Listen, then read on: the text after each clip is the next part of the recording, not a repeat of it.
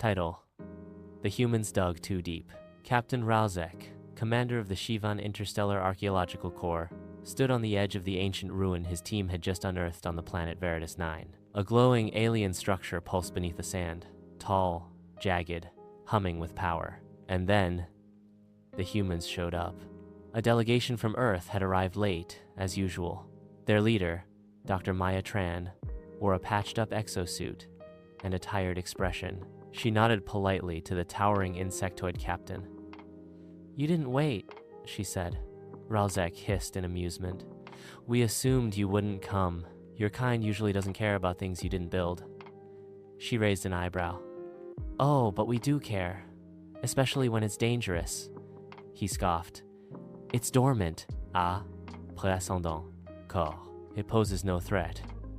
She stepped closer, her voice grim. "You don't know what you're standing on." 12 hours later.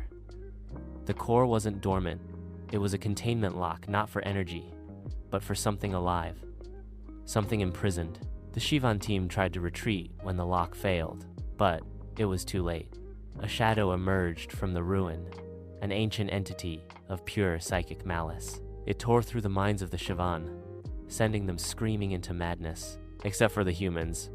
Maya Tran stood in front of the thing, shaking, bleeding from her nose. But she stood. It couldn't touch her. Ralzek, barely coherent, saw her raise her hand and whisper into her comm. "Release protocol, Tartarus." A vibration rumbled across the sand. The humans had drilled deep into the planet days before, secretly. And then came the answer. They nuked the ruin from underground. Fire erupted. Shockwaves tore through the valley. The ancient thing screamed not in pain, but in surprise. The humans didn't run. They attacked. Later, Ralzek awoke in a medical bay aboard a human cruiser.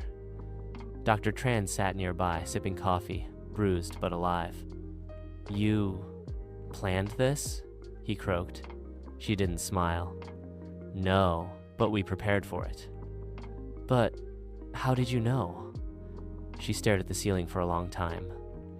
"Because we've made that mistake before. We dig too deep, wake things we shouldn't. But we don't just survive."